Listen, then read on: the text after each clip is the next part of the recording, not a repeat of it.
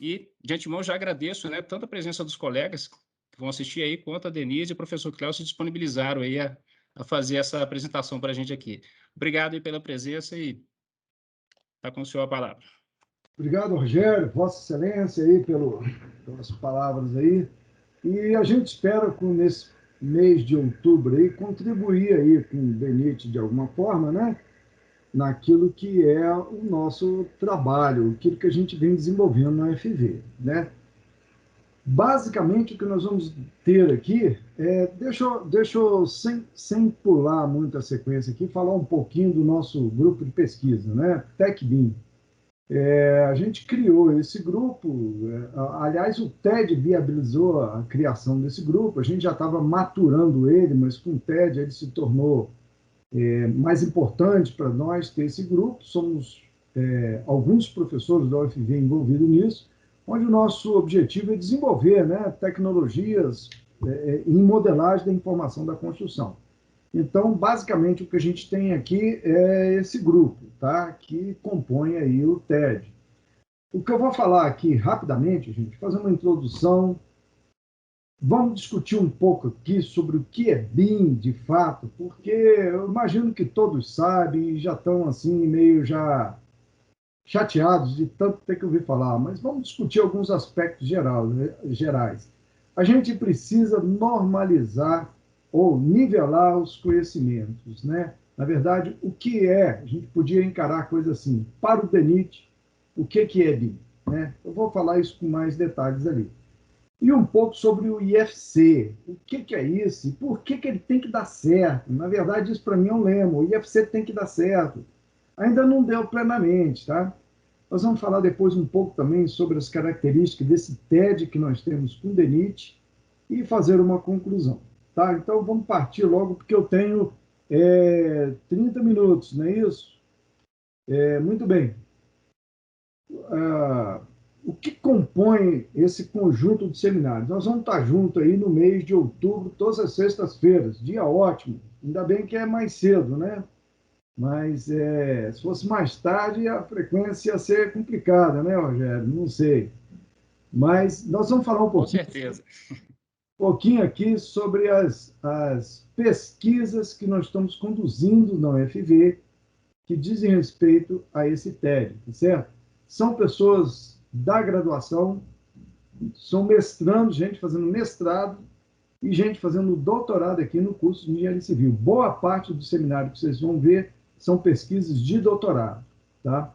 Então, são 8 seminários agrupados aí por assunto. Nós temos perspectiva aí de mais 2, se houver interesse na turma aí, tá?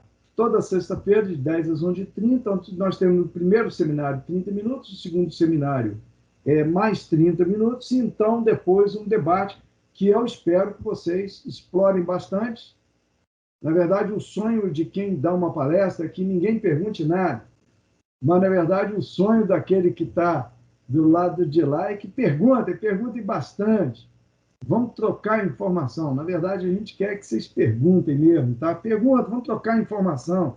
Não sabe se consegue responder tudo, mas a gente sabe que pelo menos nós vamos estreitar a conversa, e isso é muito bom, tá?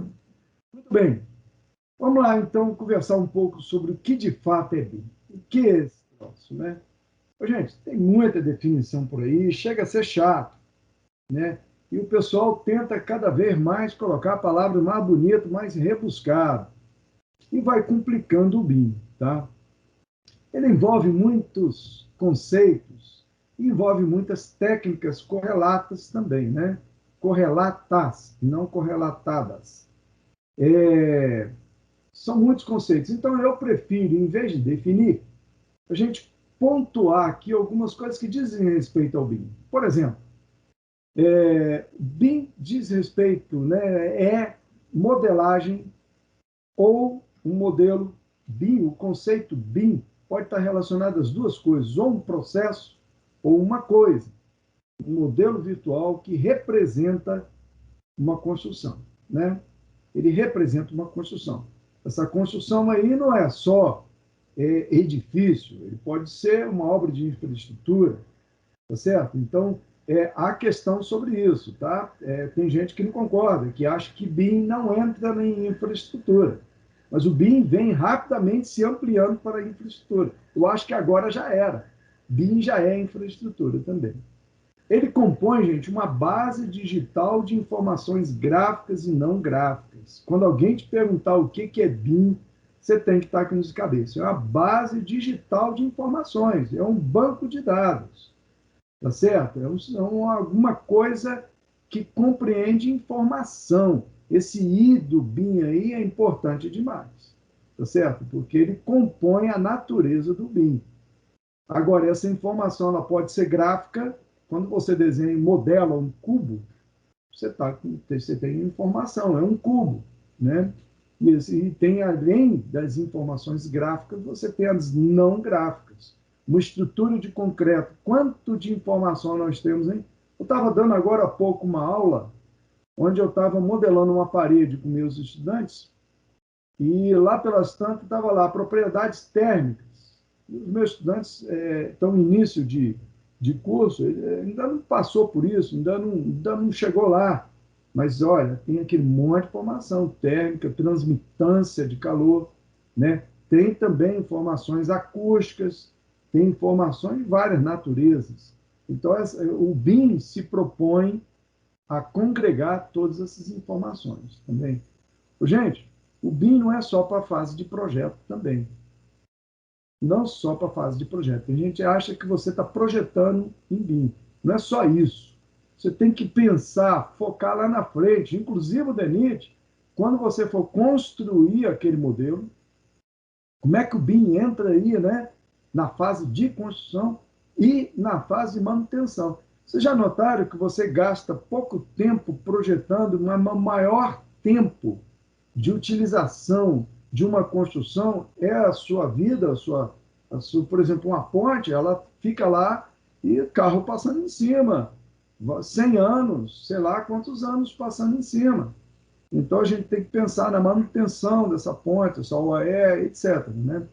Uma outra coisa importante, gente, sobre BIM, jogando aqui no ar palavras para vocês pensarem, é que ele adota, fortemente atrelado a ele, técnicas de programação orientada a objetos. Não sei quantos de vocês já tiveram aí conhecimento do que é programação orientada a objetos. Vale a pena ler um pouco sobre isso. Ah, mas isso aí diz respeito só aos programadores. Bom, os programadores vão usar isso mais na prática, analista de sistemas, eles vão usar isso mais na prática. Mas o conceito por trás da programação orientada a objetos é muito importante. Não só para programação, não só para BIM, mas ele é uma maneira, consiste de uma maneira de você organizar dados. É você organizando através de classes, criando classes de coisas. O ser humano é uma classe, tá certo? Todos nós, enquanto classe, temos alguma coisa comum. Todo mundo aqui tem um nome. Todo mundo aqui nasceu um dia. Eu acho que não tem ninguém aqui que nunca nasceu. Todo mundo aqui nasceu. Todo mundo aqui tem um pai e tem uma mãe. Você pode até nem conhecer o seu pai ou sua mãe, mas você tem um pai e uma mãe, né? Então, são informações importantes que trazem aí o conceito de BIM. Bom, o BIM se apoia em 3 pilares: modelagem paramétrica, interoperabilidade e colaboração. O que são pilares? Né? O que um pilar faz no edifício? Ele sustenta o edifício, né? É o pilar que deixa o edifício em pé, tá certo? Então, o que deixa o BIM em pé são essas 3 práticas, 3 técnicas.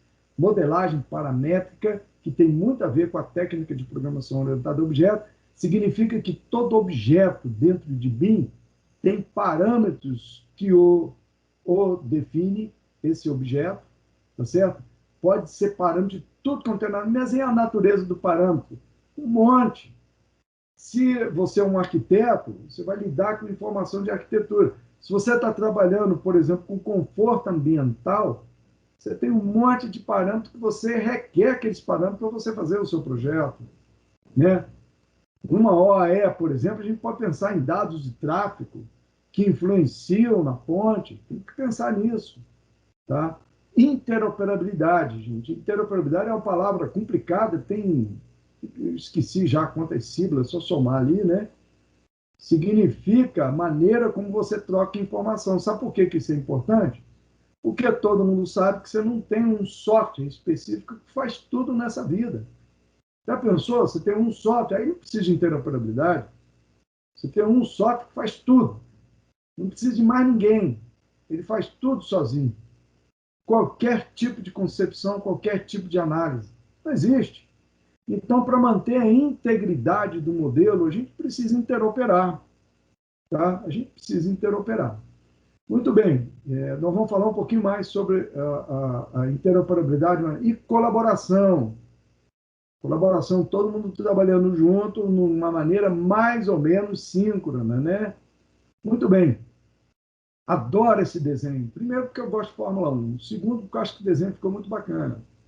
Ô, gente, eu gosto muito de quando a gente define BIM, de falar o que BIM não é, que existe muito engano acerca do que é o BIM e o que não é o BIM, o cara não sabe. Ô, gente, BIM não é Revit. O cara acha que... Por quê? Porque o Revit é um software mais comumente empregado para BIM. Tem gente que acha que fazer em BIM é fazer no Revit. Não. Eu conheço pessoas que utilizam outro software para fazer. BIM, tá certo? BIM é um aplicativo. Revit, desculpe. Revit é um aplicativo de uma empresa. Podemos citar o nome dela aqui, Autodesk, né? Talvez a mais famosa aí, que está por cima do mercado, a bola toda, mas não é só ele, tem outros softwares bons, e muito bons, tá? Então, não é um software específico. O Revit é um software que faz BIM, tá certo? Outra coisa que BIM não é também é um modelo 3D bonitinho. Essa Ferrari, você fala, nossa, que coisa linda. Pois é, não precisa de BIM para você fazer isso não, sabia? Não precisa de BIM. Se você quer só visualização 3D, eu tenho uma notícia para te dar. Você não precisa de BIM, você pode usar um software CAD. A propósito, aqui embaixo, com letra menor, tem a descrição de quais softwares foram usados, ou que especificações até, está ali até o site embaixo ali, que você busca quem foi que fez essa Ferrari aí, né? Muito bem, então isso aí foi gerado por um software, essa sombra, tudo isso aí. BIM também não é, gente, ferramenta para visualização 3D. Gira para lá, gira para cá, olha dentro, explode, né?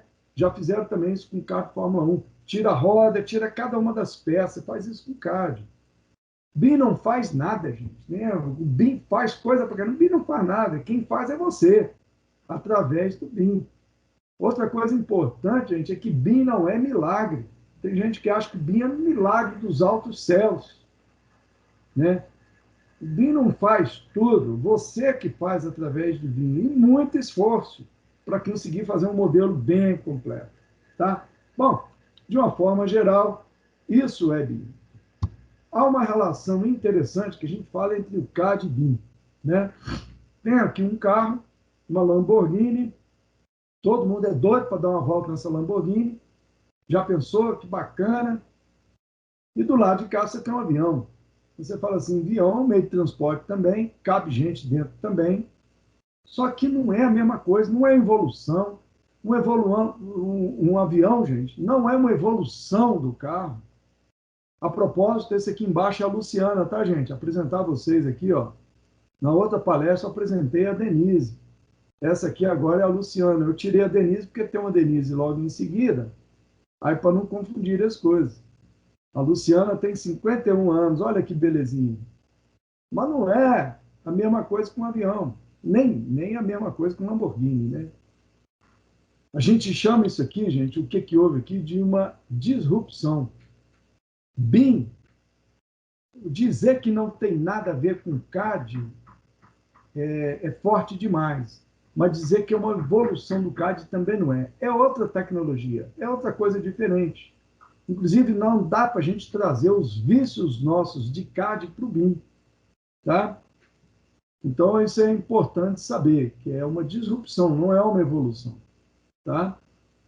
E BIM na infraestrutura brasileira está entrando de sola agora, talvez com mais força do que o edifício normal. O Ministério da Infraestrutura criou aí, através da portaria 1014, de 6 de maio de 2020, o Comitê de BIM de Infraestrutura, para promover discussão, difusão, implantação da estratégia BIM, que existe também no âmbito dessa pasta do Ministério, né, e de suas vinculadas. Então, ele tem um monte de função, entre elas o dar suporte ao decreto, tá certo? O decreto BIM, que impõe aí que, aos poucos, toda a infraestrutura brasileira seja licitada, tanto construção, aos poucos, né, tanto projeto, usando a técnica de BIM, tá? Então, tem aí o decreto, tá certo? E o DENIT é citado explicitamente no decreto como uma dos órgãos que, a partir de 2021, passam a adotar BIM, né? E está fazendo isso já a partir de janeiro. Aí. Muito bem. Gente, BIM não é só BIM na infraestrutura, não é só ponte, não, tá? A gente acha que BIM na infraestrutura é OAE. Não, tem toda a parte de drenagem, tá certo? Da parte, além de OAE, é claro, toda a parte de pavimentação, inclusive o IFC está entrando também com essa parte de pavimentação, toda a parte de drenagem, parte de distribuição, né, taludes, etc., movimento de terra, tudo isso também entra, tá, como BIM. Bom, sobre o IFC, as pessoas perguntam, o que é esse tal de IFC? Tem até uma logo bonitinha ali, eu acho aquela logo bacana. Ô, gente, IFC tem relação com interoperabilidade. O objetivo do IFC é permitir o intercâmbio de informação entre software, uma vez que você não tem um software que faz tudo. Tá? Uma vez que você não tem software que faz tudo, você vai precisar interoperar.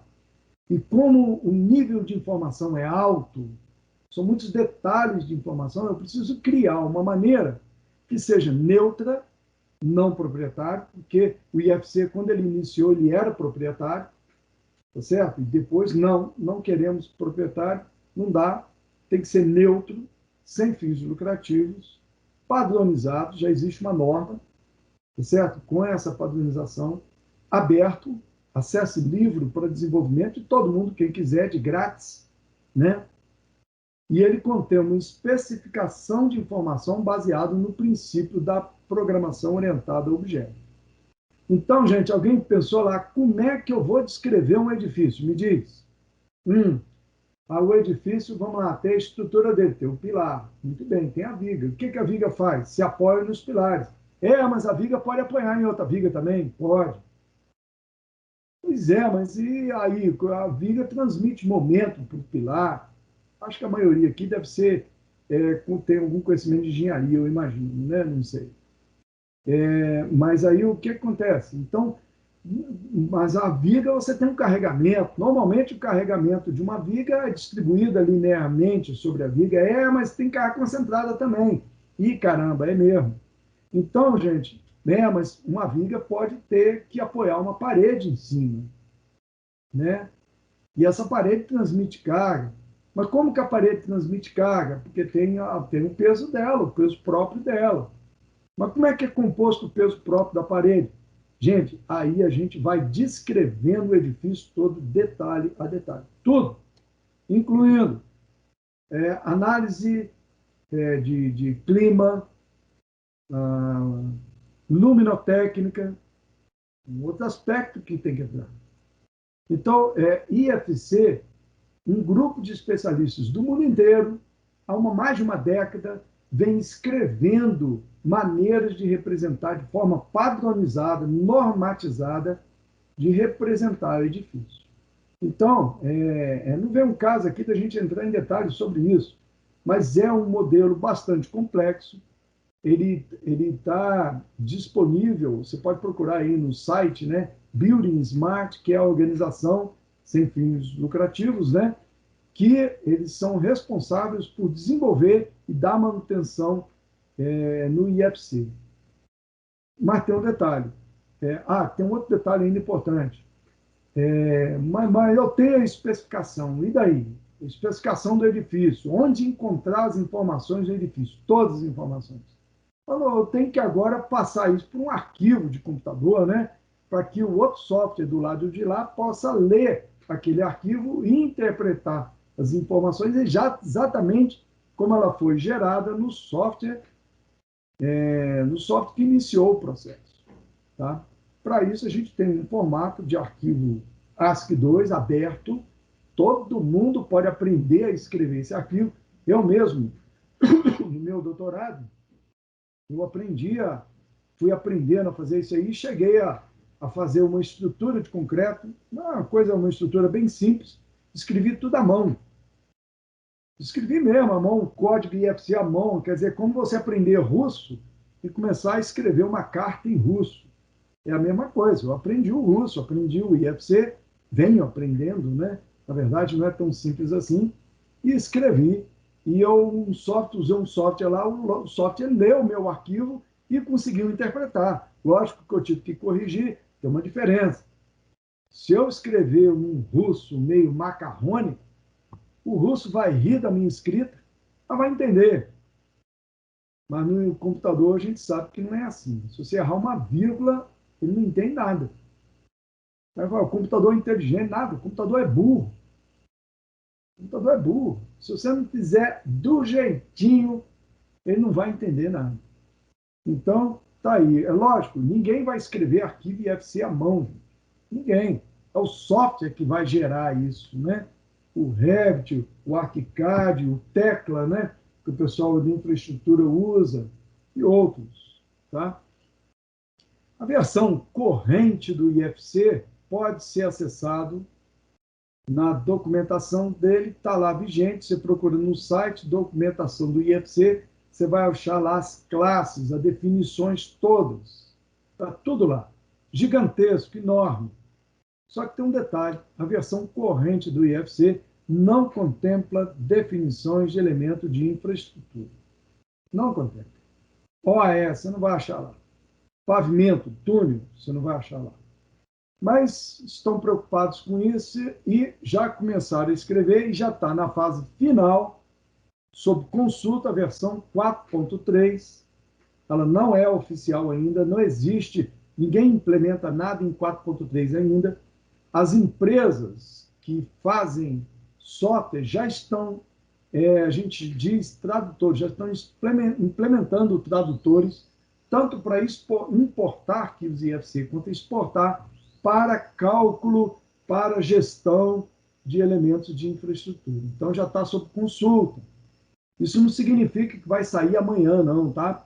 Porque a empresa tem que implementar, tem que testar isso, tem que certificar.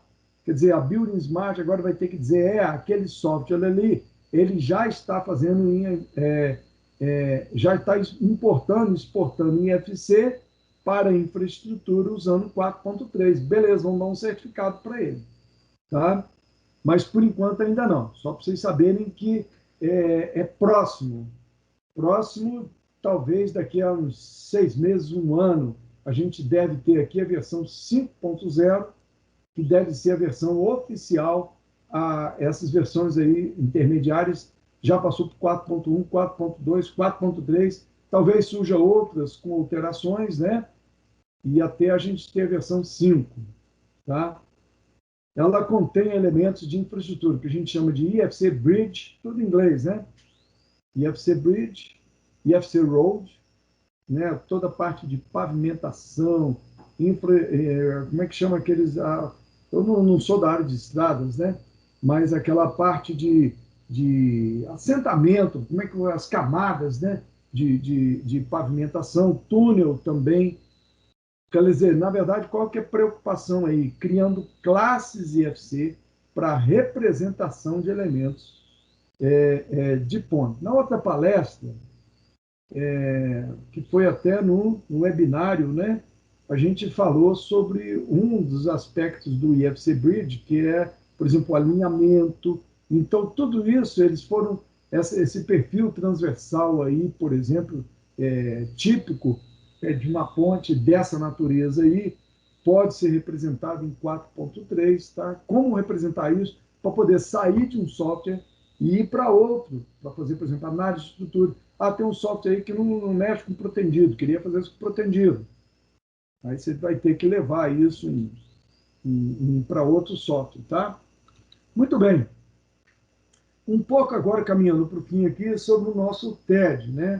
Rapidamente, só para conhecimento do pessoal, o objeto resumido do TED é o apoio à implementação da metodologia BIM e desenvolvimento de metodologias e ferramentas para gestão de estruturas de obras de arte especiais. Tá certo?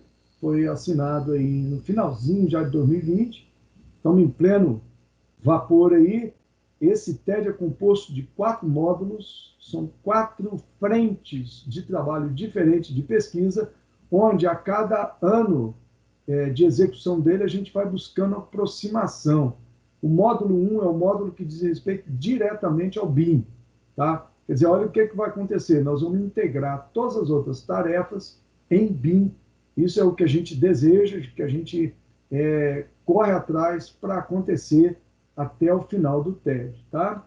Então, tem aqui uma descrição, o que é o módulo 1, tá certo? Basicamente, atender aí a demanda do que prescreve lá o decreto, tá certo? O módulo 2 é um programa computacional para automatização da avaliação da capacidade de carga de pontes rodoviárias. Por enquanto vai ser um software standalone, elementos finitos e tal, mas a gente pretende integrar isso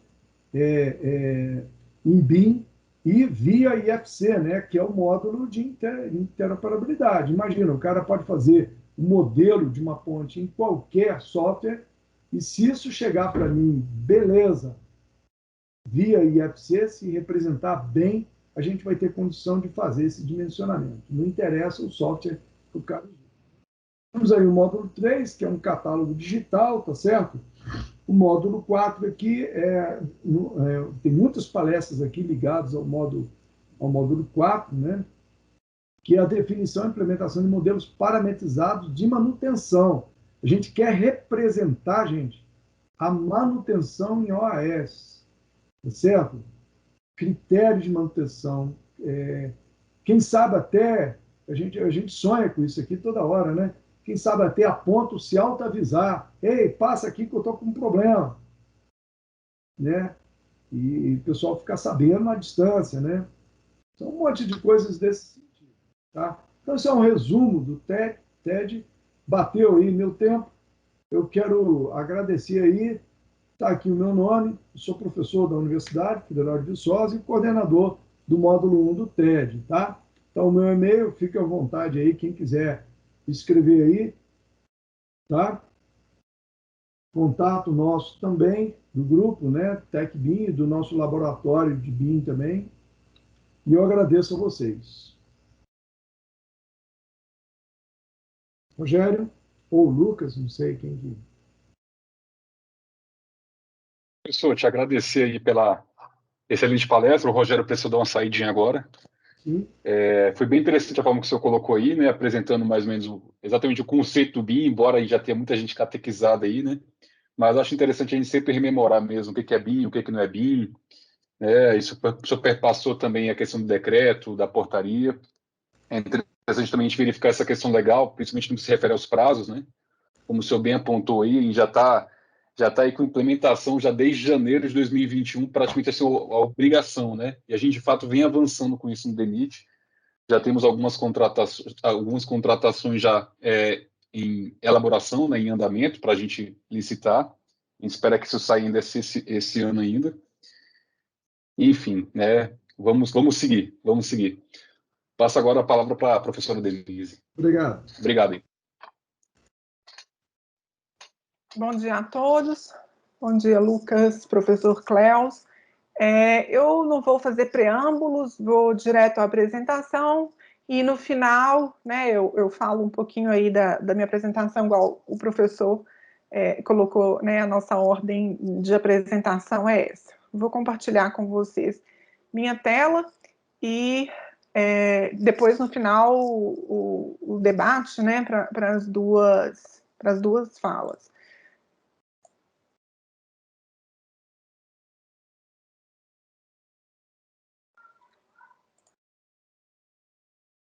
Bom, também a gente vai falar, né, sobre a gestão do projeto BIM, claro, né, procurando de uma forma muito sucinta fazer uma interlocução assim, né, com o contexto da nossa pesquisa, né, aplicada aos projetos desse TED do DENIT, tá?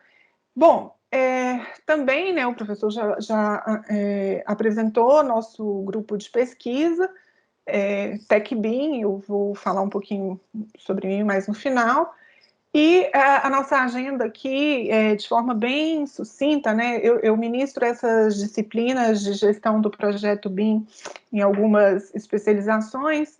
Claro que aqui não vamos conseguir esgotar o assunto, não é essa a intenção, mas chamar a atenção para alguns tópicos os quais a gente tem tido atenção e uma relação com essa pesquisa técnico-científica, né, que a gente está fazendo junto aí a esses projetos do TED. Bom, para a gente falar um pouco, né, a gente fala o tempo todo em gestão do projeto, gestão do BIM, e tem alguns fundamentos, assim como o professor, a gente que é professor, a gente gosta muito disso, né, voltar a nivelar conceito para prosseguir, eu acho que faz parte da didática da gente.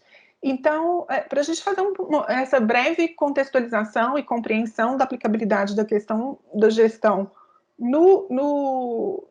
a gente sente falta, às vezes, de nivelar os conceitos sobre gestão. Então, gestão, no primeiro momento, né, ela parte ali de uma compreensão a respeito do que seja, né, estratégia e governança.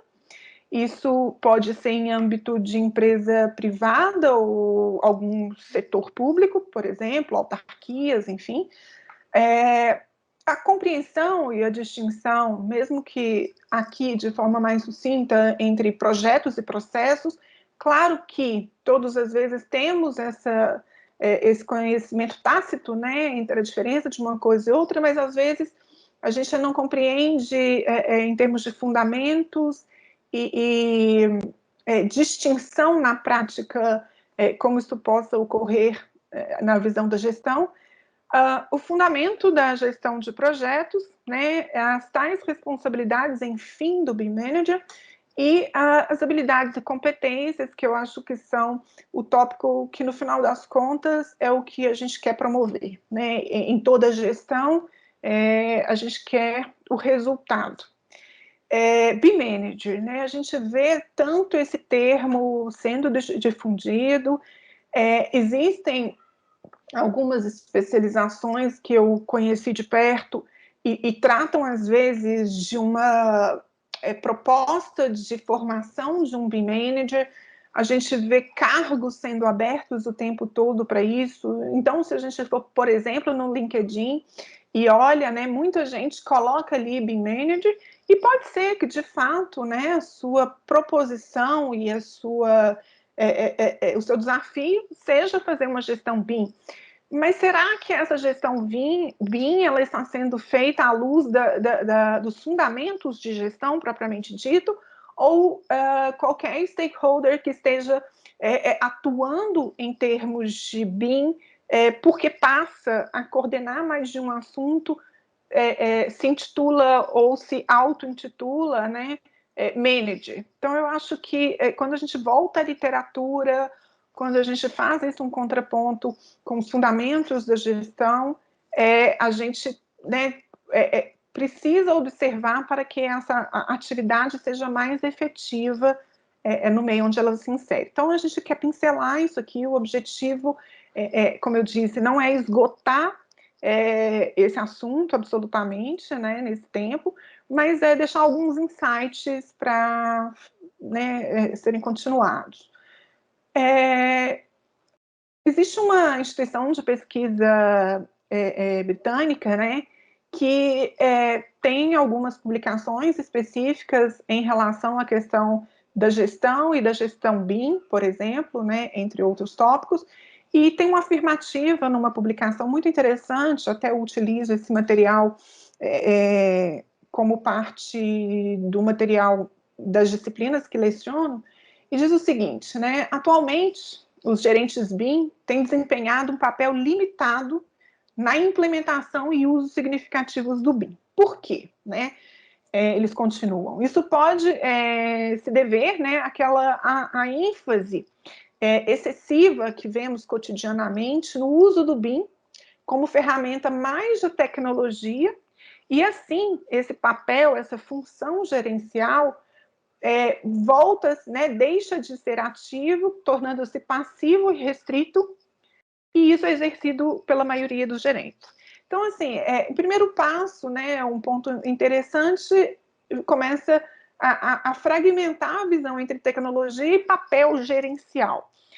Como eu disse, vejo algumas especializações que se propõem, às vezes, a formar o BIM Manager, por exemplo, tudo isso que eu coloquei no início, mas e o papel gerencial? O que é ser gerente, até mesmo antes do BIM, gerente de projetos, até mesmo antes do BIM, né? Eu acho que essa é a primeira provocação. Na sequência, né, então, vamos compreender organização, seja ela uma autarquia, uma empresa privada, enfim, né, governança. A gente imagina, né, o modelo de organização e governança dessas estruturas, ela tem mais ou menos essa lógica, e em maior ou menor escala, naturalmente, mas essa é a ideia de como se organiza para gerir, né? Então, essa governança, ela vai compreender, em primeiro lugar, todo o posicionamento estratégico, a partir de visão, missão e as estratégias e organização das metas para atingir aqueles objetivos, né? Em outras palavras, aqui veio aquela organização. Ok, a partir dessa intenção de existir, né, chamada estratégia, vem os desdobramentos em planos táticos, né, e esses planos táticos vão falar sobre tanto a gestão de processos e a gestão de projetos, né? Nós vamos quebrar mais isso aqui um pouquinho ainda. Esse desdobramento vai ocasionar, portanto, né, nos planos de operação, é aquele que vai fazer acontecer, né, que vão ser desdobrados em gestão de projetos, ou nós vamos falar um pouco sobre portfólio, mas o que vai demandar a cada projeto, cada projeto vai demandar na produção de valor. Então, né, do nível estratégico, tático, operacional, existe ali uma organização interna, né, em momentos distintos, e eu falo muito essa frase com os alunos, cada ação, cada grupo de ação desse requer uma caixa de ferramentas, né? A gente não precisa chamar de metodologia, mas seria uma caixa de ferramentas especializada. Então, para lidar com projetos, a gente tem um conjunto de técnicas e ferramentas. Para lidar com processos, temos outros, e para lidar com isso no âmbito da estratégia, temos outros. Isso tudo, gente, com o objetivo de quê? Fazer acontecer, né? Da gente se organizar, alocar cada especialista da maneira mais organizada e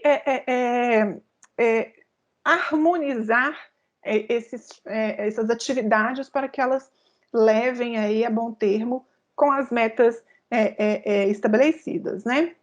Bom, aqui, embora o diagrama seja um efeito dinâmico, ele é simples de compreensão.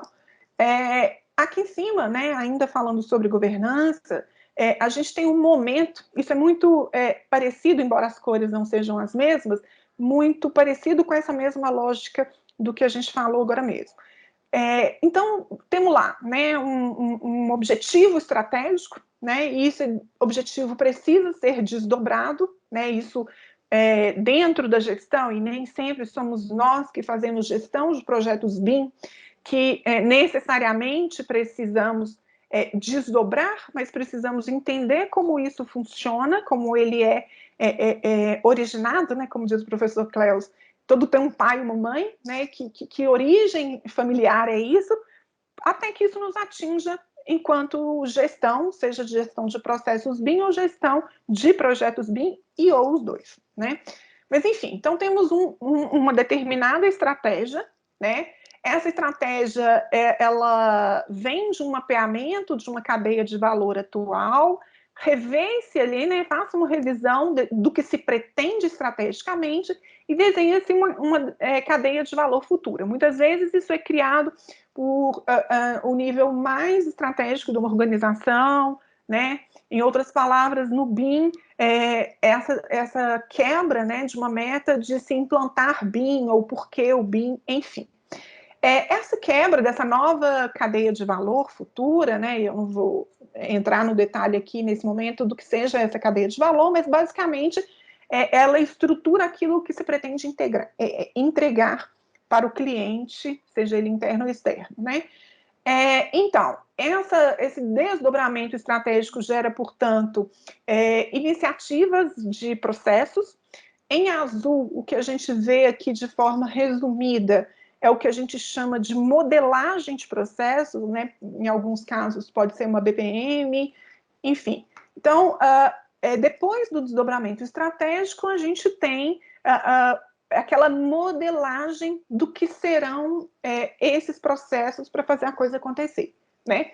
Esses processos, eles podem ser novos processos e ou redesenho de alguns outros. A gente tem um tal de ESIS aqui também, que por acaso tem um nome similar aos nossos projetos técnicos, né? Mas, enfim, tem-se, então, uma modelagem desses processos, ela tem as suas fases, né? Planejamento, modelagem, diagnóstico, redesenho e implementação. A partir do momento que isso se implementa, né? É como um ciclo PDCA, melhoria contínua, né? Então, tem-se a implementação, monitoramento, refinamento, e aí ele revisita, né? Esses processos estão de acordo e vice-versa, observa se isso, portanto, está atendendo e suprindo aquela demanda estratégica ou não. E isso, então, gente, portanto, é um conjunto de projetos e processos, tá? Bom, segundo o PMBOK também, aqui para a gente lembrar, é claro que se a gente for nas nossas ABNT, NBRs, né, nós temos definições de projetos técnicos um pouco variadas ou mais específicas do que seja projeto. Claro que nós sabemos que projeto não é aquele produto final, né, aquela documentação, aquele entregável tangível, seja digital, um arquivo digital ou papel, o projeto não é aquilo, né? Mas seja técnico, como um projeto de arquitetura, um projeto de instalações, o conceito de projeto é até mais amplo, né? Então, segundo o PMBOK, né, que provém do PMI, que é o Project Management Institute, né? Um projeto é um empreendimento temporário realizado para criar um produto, serviço ou resultado único. Ou seja, um projeto pode ser um show de rock, pode ser uma vacina, pode ser uma nova ponte e assim sucessivamente, né? Então, projeto é tudo aquilo que a gente pretende realizar com um objetivo específico, né? Dentro de um determinado período, né? Claro que esse projeto ele vai ter mais características, né? Portanto, ele vai ter escopo definido, custo, partes envolvidas, algumas outras especificidades, se forem técnicas, por exemplo, estão na BNT, mas, enfim, o projeto é algo pontual, digamos assim, tá? Processos não. Do ponto de vista dos fundamentos, né, os processos já são aquelas atividades lógicas interligadas entre si e sequenciais, né? Então, elas precisam de um input, de um fornecedor, seja interno ou externo. Esse input pode ser uma informação, um dado, um outro processo anterior, um insumo material, né? Qual seja, um processo, ele está ligado a uma entrada. As atividades desse processo agregam valor a esse fluxo, né? E produz uma saída qualificada. Seja essa saída qualificada, por exemplo, uma decisão, um produto tangível, seja uma nova informação, etc. Né? Então, a saída também ela faz parte desse fluxo contínuo. Então, processos, né, distinguem ali dos projetos porque são coisas que são criadas, que rodam como se fossem engrenagens de um todo, né, e que vão produzir na sequência uma parte de um valor. Esse todo, processos e projetos, eles estão o tempo todo, eu falo com os alunos em simbiose, por quê? Porque precisamos de processos para organizar uma determinada instituição. Precisamos de projetos, como aquela figura do triângulo, das pirâmides que a gente viu. Precisamos dos projetos para fazerem acontecer as metas. Então, temos projetos para processos e temos os processos para fazerem acontecer os projetos. Então, só para a gente ver onde a gente se organiza nisso tudo. Então, tudo que a gente está falando até aqui são fundamentos que precisam, né, estar muito ventilados e disponíveis na nossa mente o tempo todo, quando a gente também está falando ali, né, de projetos BIM, de processos BIM, implantação BIM, manutenção e operação BIM. Então, eu acho que isso tudo, quando a gente coloca esses pingos nos is de volta, né, revisita esses conceitos, a gente tem ali que caixa de ferramentas mais apropriada a utilizar em cada momento. Bom, a imagem aqui não está muito boa, essa faz parte da revista PM, né, que era Gestão de Projetos, uma revista antiga que foi descontinuada. Eu não encontrei isso digital, mas é do meu acervo antigo, desde a época que eu fiz gestão de projetos. Mas é uma imagem interessante, peço desculpa pela qualidade, acho que vale a pena trazer aqui. Então, né, essa simbiose ou essa interligação holística, assim, entre processos e projetos está um pouco esquematizada aqui. Então, temos visão estratégica, desdobram em objetivos estratégicos. Os objetivos estratégicos, portanto, eles geram novos projetos, né? Esses projetos, eles vão ser priorizados, né, em termos de disponibilidade de recurso, enfim, diversos pontos podem levar à priorização. Esses novos projetos passam, então, pela gestão de projetos propriamente dita, a partir do planejamento, execução, né, que vão promover não só a execução dos novos projetos, mas também retornam, né, uma melhoria e inovação organizacional.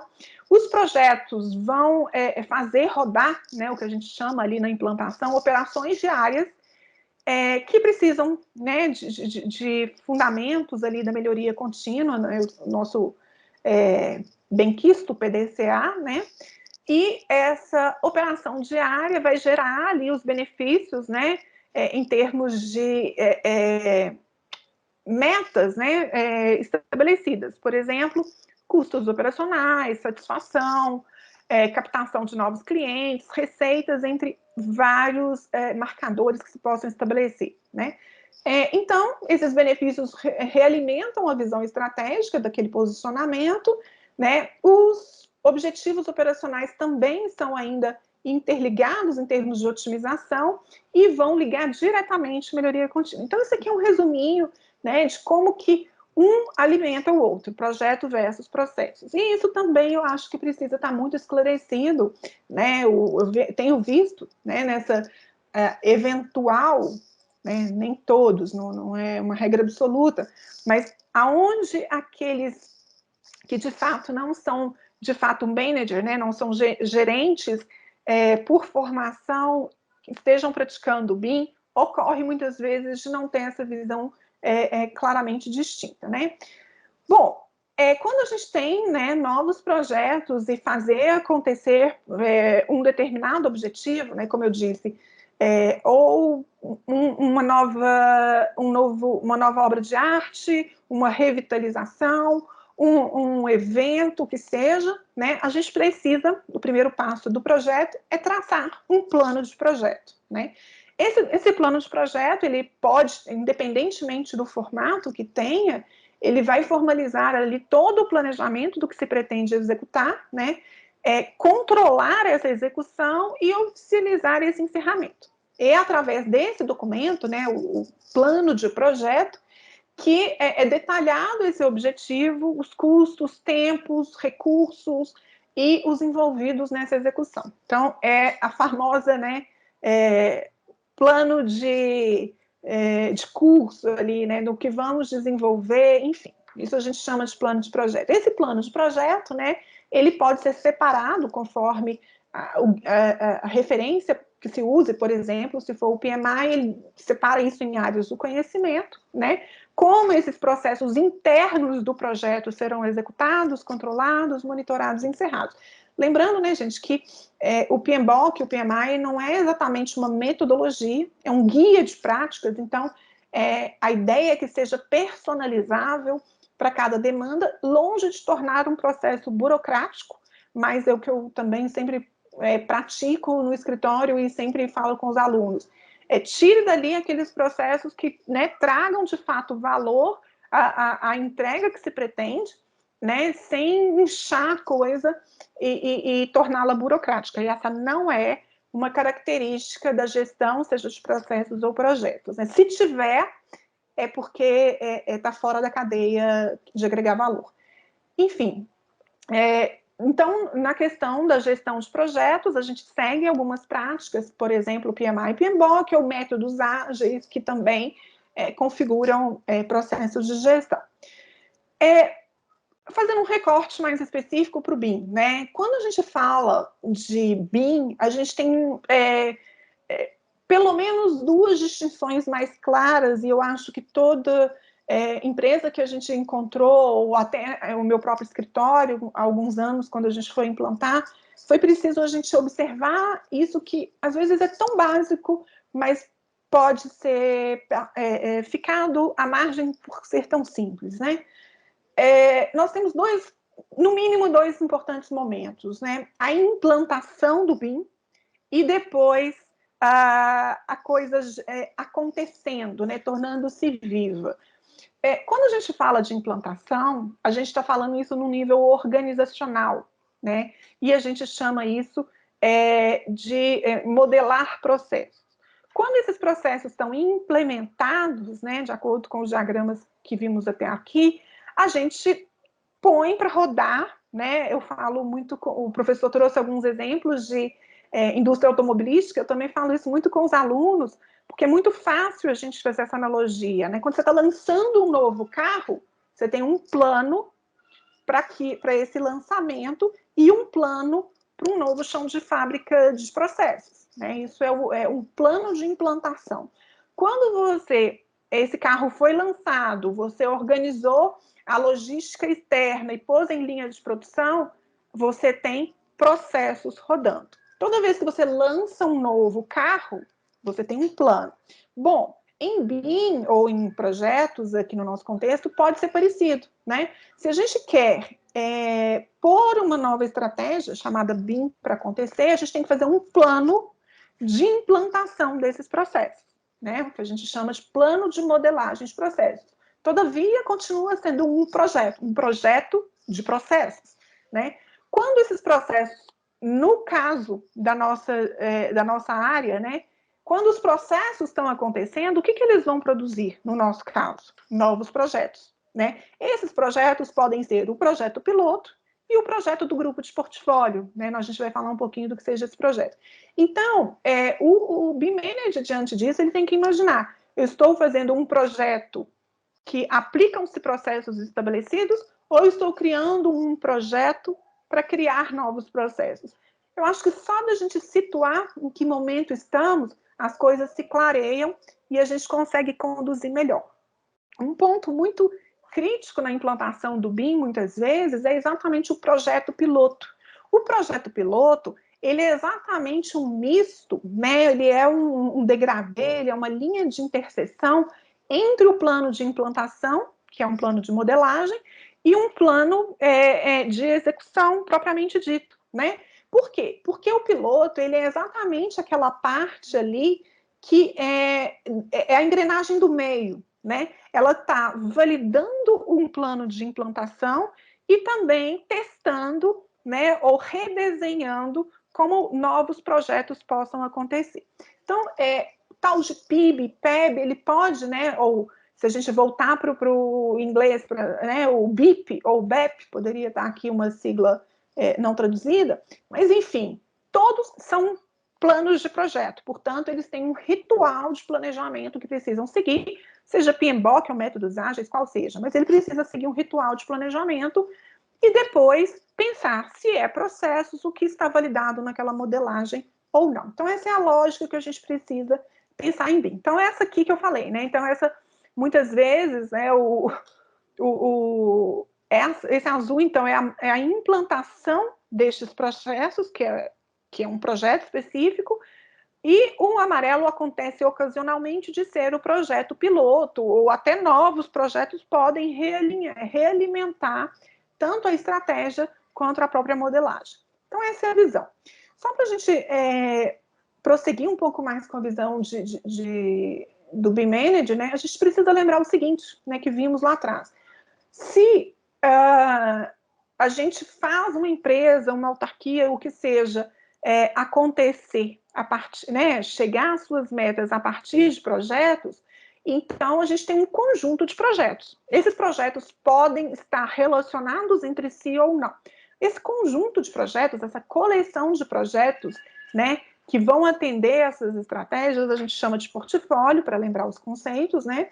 Quando um projeto está relacionado ao outro, por exemplo, a gente tem um programa, né? E dentro do portfólio da empresa, você pode ter projetos independentes, projetos relacionados entre si e programas independentes. Então, é importante pensar, né? Por que a gente está falando isso aqui agora?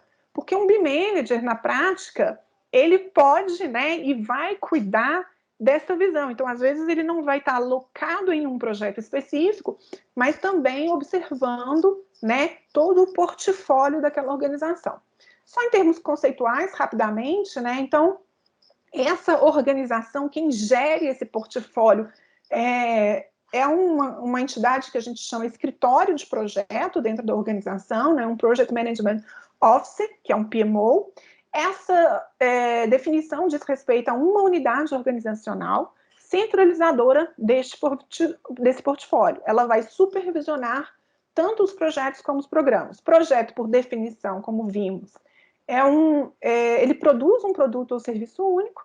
Um programa é um grupo de projetos relacionados entre si, né, usando algumas técnicas similares, e o portfólio vai ser o conjunto destes programas e projetos, né, que, por fim, tem o objetivo, o portfólio, de suportar os objetivos de negócio específicos. Ou seja, né, fazer acontecer uma implantação, uma estratégia nacional BIM, tem ali dentro uma coleção de programas e projetos chamada portfólio.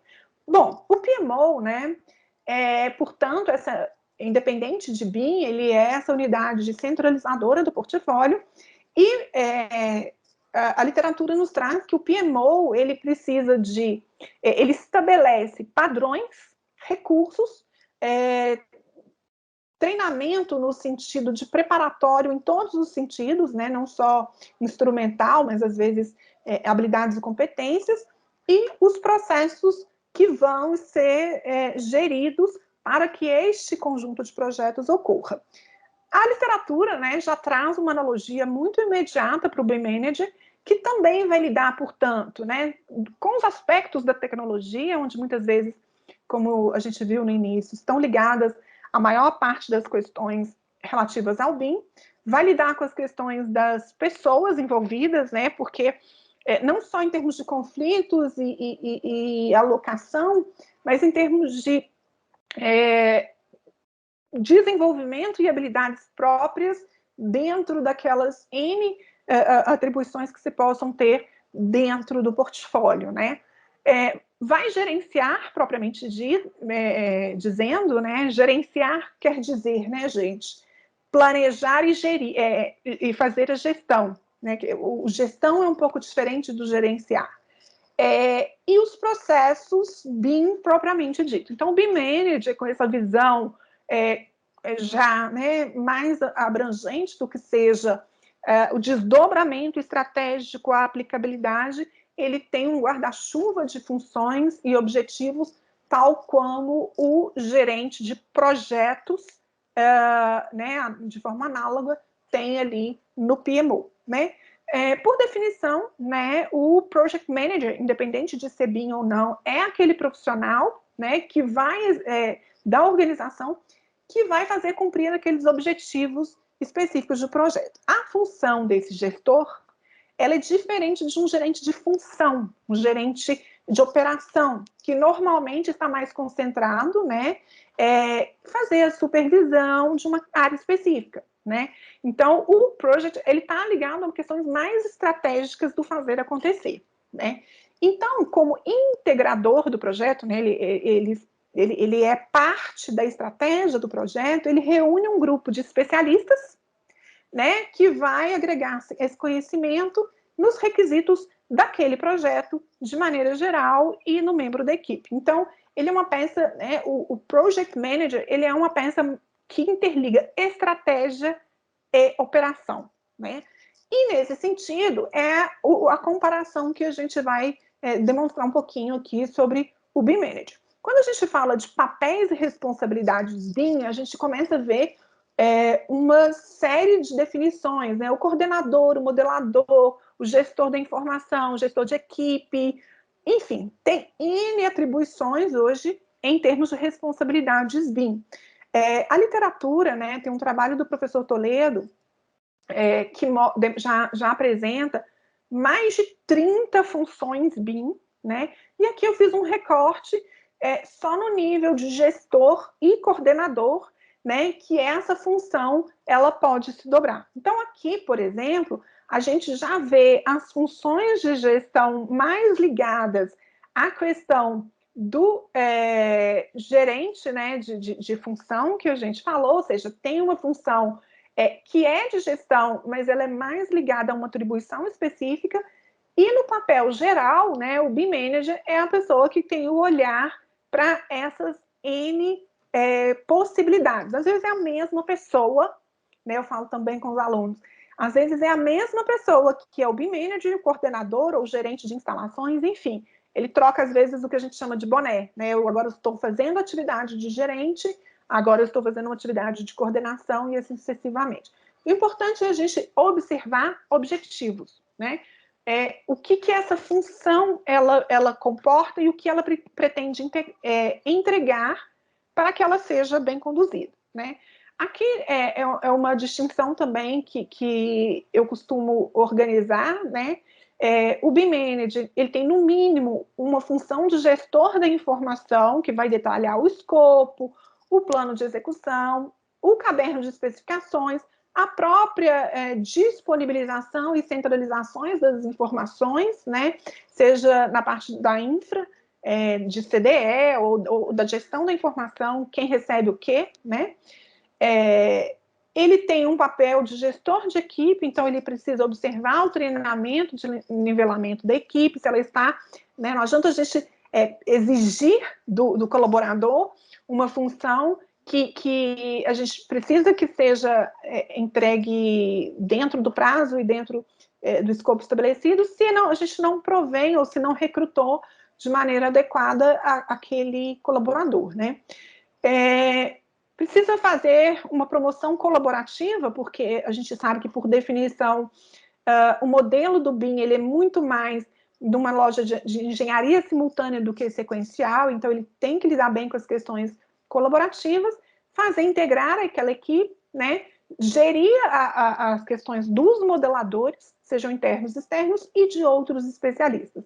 O coordenador, né, ele vai, portanto, a gente vê, né, vou fazer um parêntese, mas importante, a gente está vendo muito no mercado, né, a atividade de coordenação de projetos BIM sendo resumida a executar comando de clash detection em software de 3D, de análise 3D, e que, por sua vez, isso está sendo chamado de BIM Manager. Então, as coisas estão sendo afuniladas de tal forma que elas escapam os objetivos maiores. Então, em alguns contextos, a gente vê a função do analista de interferências sendo chamada, né, de coordenação, e a coordenação sendo chamada de BIM Manager. Então, o BIM Manager passou a ser o cara que instrumentaliza o software de análise 3D. absolutamente, né? O que a gente está mostrando é que a visão precisa ir muito mais além. Dentro daquilo vai ter, sim, a integridade dos modelos, né? A interferência desses conflitos, relatórios de conflitos, extração de quantitativos e outras partes mais técnicas do projeto, né? Bom, a gente vê, né, que existe, então, portanto, em termos de fluxo de informação, uma hierarquia, né? B-Manager, o Coordinator, né? O Team, e muitas vezes essa pessoa pode ser a mesma, mas ela precisa observar em que momento ela está atuando. Aqui também uma rápida distinção, né? Dos principais papéis, então tem um B-Manager, o coordenador BIM, o modelador. Atividades mais ligadas às estratégias estão, então, o B-Manager, em analogia ao que conversamos sobre gestão de projetos. A gestão, ela está mais ligada à questão da coordenação e à produção propriamente dita, né, modelos, modelagem, as especialidades dentro da modelagem.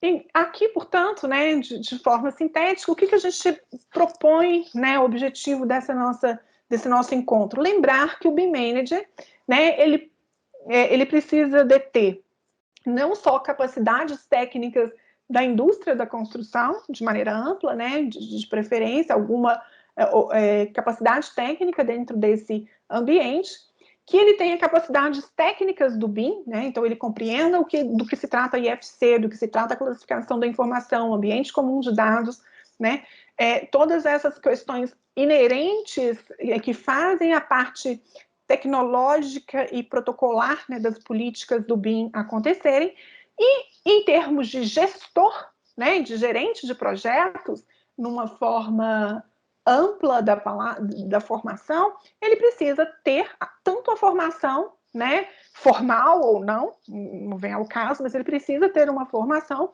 e competências do que compreendemos como gestor, né? Então, é isso que, na nossa visão, compõe essa estrutura, né, do BIM Manager. Lembrando, né, que habilidade é algo que está ligado àquilo que a gente sabe fazer. A gente sabe fazer alguma coisa chamada de habilidade. A competência, né, é a capacidade que a gente tem de organizar uma série de outras habilidades, né, e conhecimentos que sejam relacionados diante de uma situação. Então, a competência, ela vai envolver também aspectos cognitivos. Então, não basta ter uma habilidade, por exemplo, mais especificamente aqui, de competências técnicas BIM, né, classificação, softwares, enfim, se eu também não souber, do ponto de vista do BIM Manager, lidar com as competências do ponto de vista, né, humanas e técnicas para fazer a coisa acontecer. Então, essa é a lembrança que a gente queria trazer aqui a respeito dessa figura do BIM Manager, dessa distinção entre implantar processos, implantar processos, gerir processos, né, e também executar projetos, né? Essa, portanto, é a intenção que a gente gostaria de lembrar. E nosso Papa, né, da gestão diz aí que o gerenciamento, né, vai ser substituir erros e acertos, o braçal, músculos, né, por pensamentos, folclore e superstição por conhecimento e força por cooperação. Acho que essa é a mensagem principal do gerenciamento.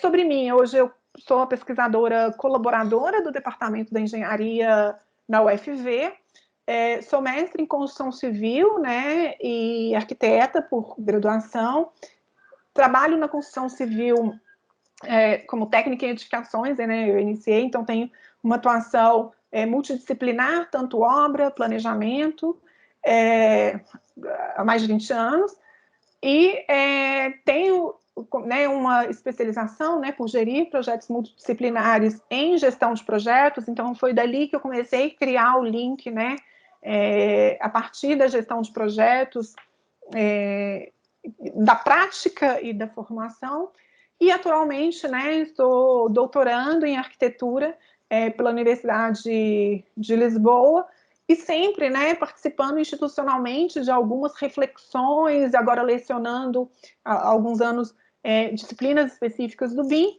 e procurando, né, aprender com meus colegas sobre esse universo BIM, e nessa troca que a gente está fazendo aqui hoje, né, tentar fazer reflexões, como que a gente pode promover esse todo, né? Então, é isso que eu gostaria de, né, ter compartilhado com vocês. Acho que eu passei todos os slides, fale conosco, ok. É isso, obrigada.